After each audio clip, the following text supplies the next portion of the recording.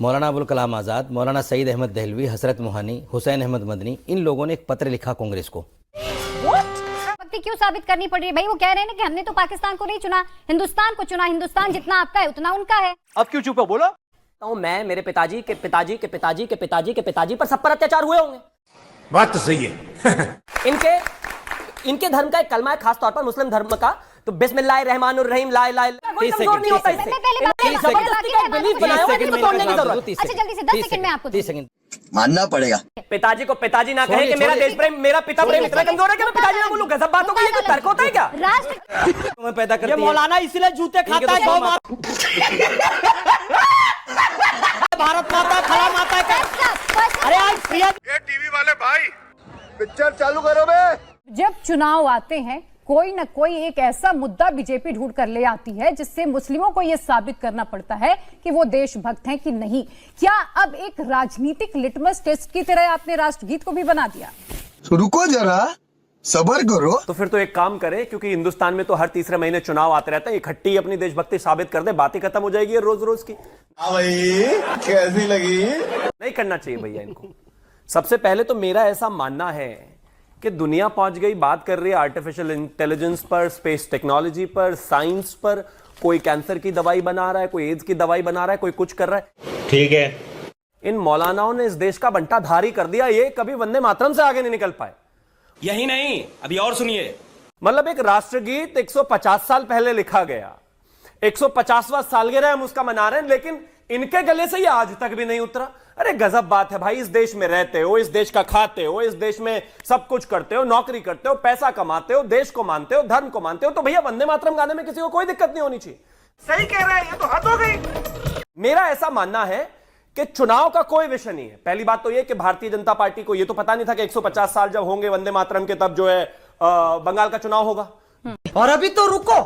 दूसरी बात यह कि अगर किसी हिंदुस्तानी को 150 साल लग रहे हैं इस देश का राष्ट्रगीत अपनाने में, तो उनको तो हवाई जहाज में पैक करके कहां छोड़ के आना चाहिए मुझे नहीं पता। क्या बात कर रहे हैं? उनका कोई तो इलाज जरूर होना चाहिए। ठीक है रशीदी साहब, वंदे मातरम से दिक्कत है, राष्ट्रगीत से दिक्कत है, दिक्कत किस बात से है?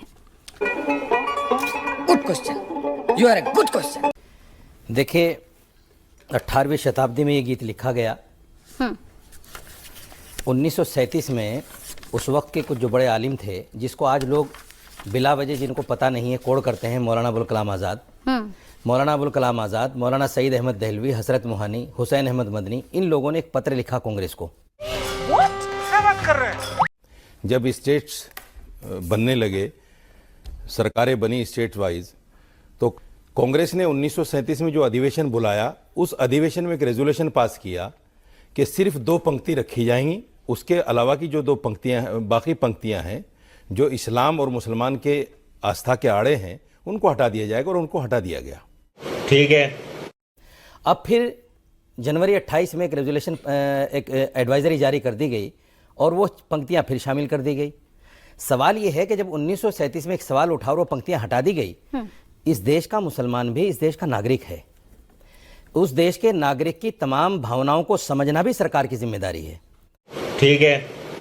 बंगाल की सरकार तो आएगी नहीं हमें समझने। अच्छा मुझे एक सीधा पाकिस्तान सा, की सरकार, मुझे, मैं मुझे पूरी कर लूं सीधा पहले, मैं पहले पूरी कर लूं, रशीदी साहब मैं पहले पूरी कर लूं। अबे जल्दी बोल, कल सुबह पनवेल निकलना है। पाकिस्तान की सरकार तो हमें समझेगी नहीं, क्योंकि हम हिंदुस्तान में हैं। हमने पाकिस्तान को लात मारी हिंदुस्तान के लिए, हम नहीं गए वहां। जो लोग चाहते थे वो चले गए, जो लोग नहीं चाहते थे वो रह गए। अब हम हिंदुस्तान में अपने देश प्रेम को क्यों साबित करें भाई? बेवकूफ।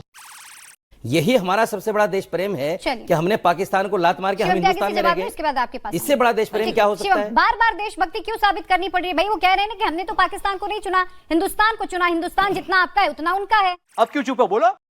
ऐसा लोग कहते हैं कि ये देश 1000 साल तक गुलाम रहा। 1000 साल तक गुलामी में, चाहे वो खासतौर पर मुगल हो, लोध हो, और उसके अलावा अंग्रेज हो, तमाम लोगों ने इस देश के हिंदुओं पर अत्याचार करे। इस आधार पर मैं मानता हूं, मैं, मेरे पिताजी के पिताजी के पिताजी के पिताजी के पिताजी पर सब पर अत्याचार हुए होंगे। बात तो सही है। सबको 2 बोरी चावल का जो है लालच दिया गया होगा, सबको नौकरी का लालच दिया होगा, सबको धर्म बदलने का प्रेशर किया गया होगा। जब एक मन जनेऊओं को रोजाना जो है उनके पानी से स्नान किया जाता, तो हर हिंदू पर जो है धर्म बदलने का प्रेशर रहा होगा, मेरे बड़ों पर भी रहा होगा। लेकिन मेरा धर्म इतना कमजोर नहीं है कि कोई 4 पंक्तियां गाने से या किसी धर्म की 4 लाइनें पढ़ने से वो कमजोर हो जाता है। ये बड़ी अच्छी बात कही आप।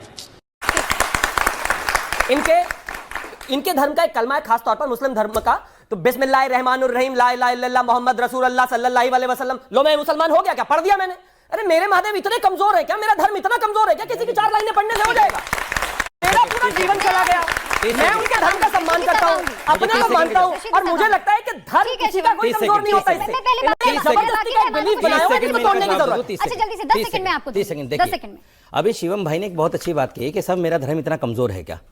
तो देश प्रेम किसी भी नागरिक का इतना कमजोर है कि वंदे मातरम गाएगा तो ही वो देश प्रेमी कहलाएगा? ये तो सोचने की बात है ना। नहीं, क्या सोच है रे तेरी, मानना पड़ेगा। पिताजी को पिताजी ना कहे कि मेरा देश प्रेम, मेरा पिता प्रेम इतना कमजोर है कि मैं पिताजी ना बोलूं। गजब बातों का ये कोई तर्क होता है क्या? गजब है। देश में रह रहे हो, देश में खाना है, देश में गाना है, तो शामिल करना है। राष्ट्रगीत में कोई दिक्कत अरे भाई नहीं है। आपके लिए तो गाय माता है, गंगा माता है, यमुना माता है, फला माता है, फला माता है। हमारी तो एक माता है जो पैदा करती है, हमारी एक माता है जो हमें पैदा करती है। मौलाना इसलिए जूते खाता है, गौ माता, भारत माता, फला माता है। अरे आज प्रिया जी इन्होंने क्या कहा? गौ माता है, भारत माता है, फला माता है, फला माता है। इनका रिकॉर्ड फिर से निकालिए। इन्होंने क्या कहा है? गौ माता है, Priya ji listen to me, गौ माता है, भारत माता है, फला माता है, फला माता है। पागल है ये आदमी। चलिए समझ रहे हैं? बदतमीज आदमी, ये पागल आदमी। अपने स्टूडियो में सर इसके आते ही यहाँ पे चर्चा करने के लिए आए हैं, चर्चा करने के लिए आए हैं, चर्चा करिए सर, चर्चा करिए।